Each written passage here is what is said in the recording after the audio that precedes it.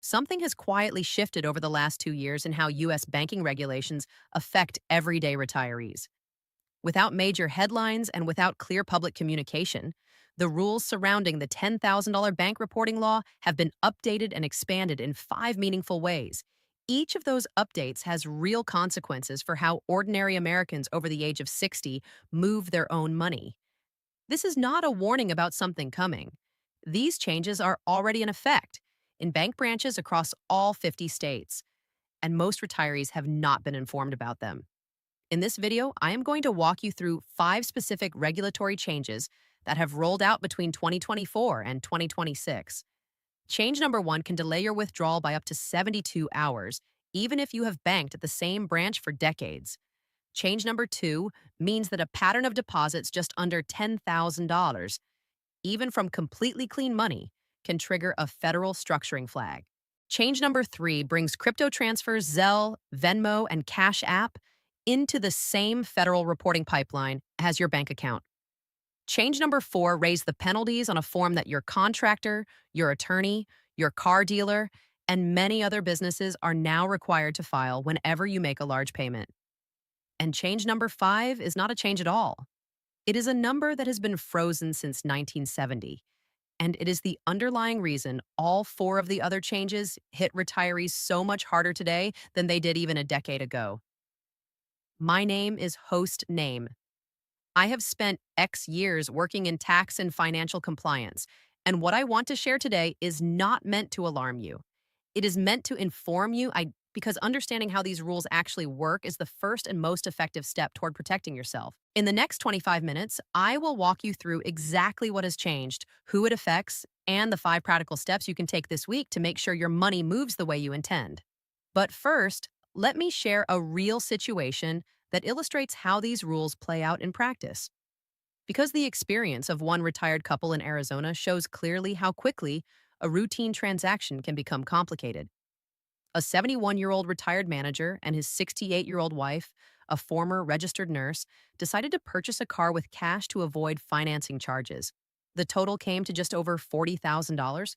When the husband went to his bank branch to withdraw the funds, he was asked to speak with a branch manager privately. The manager asked him the purpose of the withdrawal, whether anyone had instructed him to make it, and whether he had been in contact with unfamiliar people online or by phone.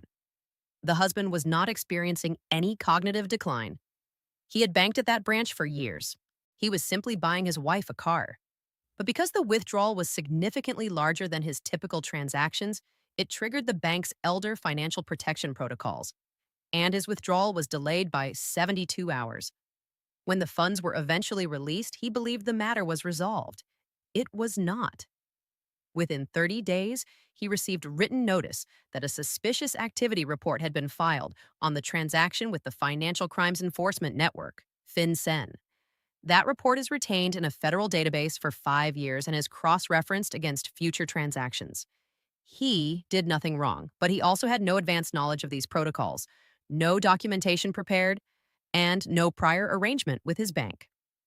That combination is exactly what this video is designed to help you avoid. To understand why these updates matter so much right now, you first have to understand the number that has not changed. The $10,000 bank reporting threshold was established by the Bank Secrecy Act of 1970. In that year, a gallon of gasoline cost 36 cents. The median price of a new home was approximately $23,000. $10,000 represented more than the average American earned in a full year. It was a genuinely large sum designed to identify large cash movements associated with serious financial crimes. 55 years later, that threshold has never been adjusted for inflation. $10,000 in 1970 is the equivalent of roughly $81,000 in today's dollars. If the threshold had been indexed to inflation the way Social Security benefits and income tax brackets are, the reporting floor would sit near $80,000 today. Instead, it remains at $10,000, which means that transactions that were once extraordinary are now routine for the average retiree. A knee replacement, a kitchen renovation, a used car, a down payment gift to a grandchild, an insurance payout, a lump sum pension rollover. All of these now routinely cross $10,000, sometimes multiple times in a single year. In 1970, the $10,000 rule primarily caught large criminal cash flows. In 2026, it catches the financial activity of ordinary retired Americans. That is the baseline. Now, let me walk you through the 5 specific changes. Change number 1, the Senior Withdrawal Review. In 2024, the Financial Crimes Enforcement Network issued updated guidance to banks on detecting and preventing elder financial exploitation. That guidance, combined with updated regulations from the Securities and Exchange Commission, effectively authorized banks, and in many cases required them, to delay withdrawals from senior accounts by up to 72 hours when a transaction pattern suggests possible exploitation. What counts as a suspicious pattern? It is not necessarily a scam phone call or a fraudulent email. Under most bank compliance systems, it is any significant deviation from your historical transaction behavior. If you have spent the last decade making withdrawals of $300 to $500 per week, and you walk in asking for $15,000, the software flags it, not because anything is wrong, but because it is outside your norm. More than 37 states have now passed senior safe banking laws that grant banks legal immunity when they delay transactions they believe may be connected to elder exploitation. That immunity creates a straightforward economic incentive for banks. Delaying a transaction carries no legal risk. Releasing funds to an actual fraudster does. The result is that cautious delays are the default. What most people do not realize is that banks are not required to explicitly tell you that a 72-hour elder protection review is the reason for the delay. They can describe it as a processing review, a compliance issue, or provide no specific explanation at all, and you have no legal right to immediate access to your funds during that window. Change number 2, the structuring rules and how they have expanded. Under Title 31 of the United States Code, Section 5324, it is a federal offense to deliberately structure deposits or withdrawals to avoid the $10,000 reporting requirement. The penalties are serious, including potential prison time and civil forfeiture of the funds involved. And importantly, the legality of the underlying money is not a defense. Clean money structured to avoid reporting is still a structuring violation. For many years, enforcement focused on obvious patterns, repeated deposits of $9,500 or $9,800 over consecutive days. Most people understood that behavior as clearly problematic. What changed in 2024 is the sensitivity of the detection software banks use. The algorithms were significantly upgraded, and the transaction patterns they flag have broadened. Regular deposits in the $7,000 to $8,500 range, spaced in ways that could be interpreted as threshold avoidance, are now being flagged for review, even when no structuring was intended. A flag is not a prosecution, but a flag can trigger a suspicious activity report, which enters the FinCEN database, which can be cross-referenced with other transactions, and which can, in some cases, lead to civil asset forfeiture proceedings. Civil forfeiture does not require a criminal conviction. It requires the government to allege that the funds are connected to a violation, and the burden of proof to reclaim seized funds can fall on the account holder.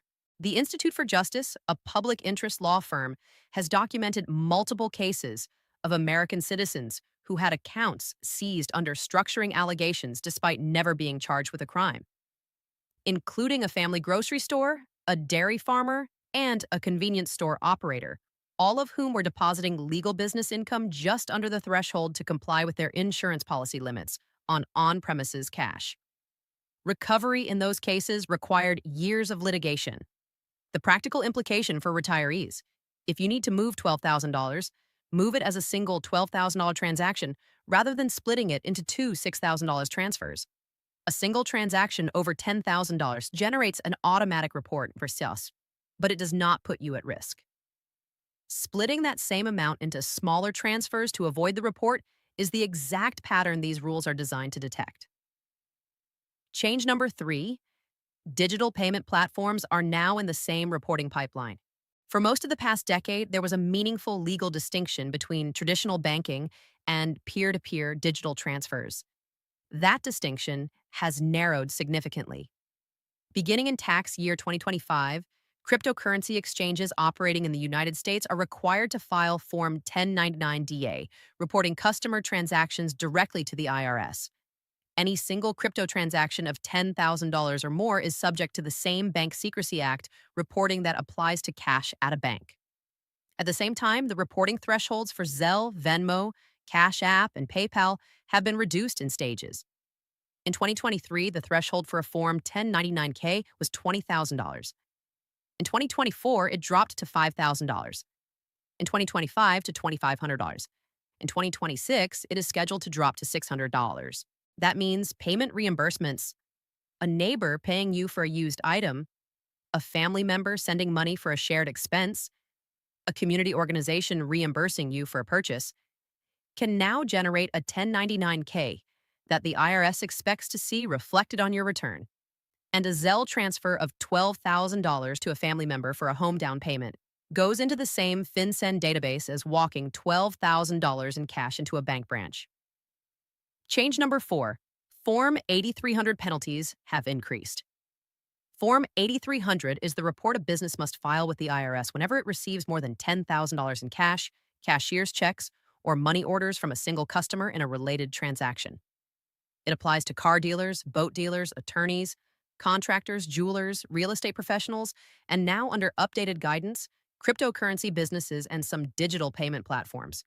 Electronic filing is now mandatory for most businesses required to submit the form. The per-filing penalty for late or incorrect submissions has increased to $290 per return, and the penalty for intentional disregard has increased to $3,640 per return. Those penalties fall on the business, not the customer, but they create a powerful incentive for businesses to file promptly and accurately. When you pay a contractor $12,000 to repair your roof, that contractor is required to file a Form 8300 identifying you by name, social security number, and address. The form goes directly to the IRS. One important detail: related transactions are aggregated. If you pay $6,000 today and $6,000 next week for the same project, that is treated as a single $12,000 transaction, and the contractor is still required to file. Breaking a payment into pieces does not eliminate the reporting obligation. And if the intent was to avoid a report, it raises the same structuring concerns described in change number 2. Change number 5, the inflation cascade. This is not a legislative change. It is a mathematical reality that has compounded over 55 years. Consider what a typical retiree does in a given year: purchasing or replacing a vehicle, completing a home repair or renovation, covering a medical procedure not fully reimbursed by insurance, receiving a lump sum distribution from a retirement account, selling a property, or making a significant gift to a family member. Each of these transactions routinely crosses $10,000 in today's dollars, which means each one now triggers a report, a review, or a required filing that would not have applied to the same transaction in real dollar terms even 20 years ago. The average retiree may be crossing federal reporting thresholds several times per year without being aware of it. Not because they are doing anything wrong, but because the threshold has not kept pace with ordinary economic reality for over half a century. Those are the 5 changes. Here is what you can do about them. Protection move number 1. Pre-notify your bank before any large transaction. Before any withdrawal, deposit, or transfer of $8,000 or more, contact your branch manager directly. Explain what the transaction is for and ask them to make a note in your account file in advance. When the transaction hits the bank's compliance system, the note is already there. Pre-notification significantly reduces the likelihood of a 72-hour delay. The report for transactions over $10,000 still gets filed automatically. That part cannot be avoided. But your access to the funds is far less likely to be interrupted. Protection move number 2. Move large amounts as single transactions, not divided ones. If you need to move $15,000, do it in one transfer. A single transaction over $10,000 generates an automatic currency transaction report, but that report is routine and carries no inherent risk to you. Dividing the same amount into 2 smaller transfers to avoid crossing the threshold is the exact pattern the structuring rules are designed to catch.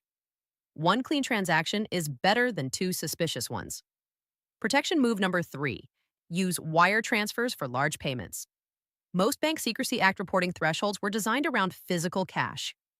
Wire transfers move through a different settlement system with different compliance parameters and fewer false positive flags on senior accounts. If you are paying a contractor, purchasing a vehicle, or making a large transfer to a family member, a wire transfer is generally a cleaner mechanism than cash or a cashier's check. Many businesses prefer it as well since it eliminates their own cash handling burden and Form 8300 filing obligations. Protection move number 4, separate your digital payment accounts by purpose. If you use a single Venmo or Zelle account for both personal reimbursements and any activity that could be interpreted as quasi-business, selling items, receiving payment for services, splitting recurring expenses, the aggregate will cross the $600 threshold and generate a 1099K. Keeping personal transfers and business-adjacent activity in separate accounts makes year-end tax reporting significantly cleaner and reduces the risk of misclassification by the IRS. Protection move number 5. Document large transactions before you need to explain them. For any transaction over $5,000, record the date, the amount, the source of the funds, the recipient, and the purpose. A written notebook is sufficient. A spreadsheet or simple document is better. In nearly every structuring or civil forfeiture case involving an innocent account holder, the outcome turned significantly on whether the person could produce contemporaneous documentation, a clear record showing why their transaction pattern looked the way it did. If you have the documentation, you have a straightforward explanation. If you do not, you are asking a federal reviewer to take your word for it without supporting evidence. And one additional step that is worth taking directly with your bank. Ask about formalizing a trusted contact arrangement. Most major banks now allow customers to designate a trusted contact person, a family member, attorney, or advisor, whom the bank can reach out to before delaying or flagging a transaction as potentially suspicious. This is distinct from a power of attorney. It does not give the contact authority over your account. It simply gives the bank a point of contact to verify context before a freeze is initiated. Combined with pre-notification, this is the most effective way to prevent a 72-hour delay from interfering with a time-sensitive transaction. Let me close with the most important point in this video. The $10,000 bank reporting threshold is not being adjusted for inflation. It is not becoming more straightforward to navigate. And with each passing year, the gap between that frozen number and the scale of ordinary retirement transactions grows wider. That gap is the core reason these rules now affect retirees who are doing everything correctly. The retiree who does nothing, who does not pre-notify the bank, who does not document transactions, who does not set up a trusted contact, is more likely to be the retiree whose funds are delayed, flagged, or tied up in a review at exactly the moment those funds are needed most. This is already happening to a significant number of Americans every year without headlines, without advocacy campaigns, and without adequate public awareness. You now have the information. The 5 changes are real and documented. The 5 protection moves are practical and free. The only remaining step is to act on them before your next large transaction, not after. If this video was useful, please share it with anyone over 60 in your life who manages real money through a bank account. These rules have changed. Most people have not been told. A conversation now can prevent a serious problem later. Next week, we will be looking at how these reporting rules intersect with inherited retirement accounts and required minimum distributions, an area where many retirees are unknowingly creating compliance exposure every year. Subscribe so you do not miss it.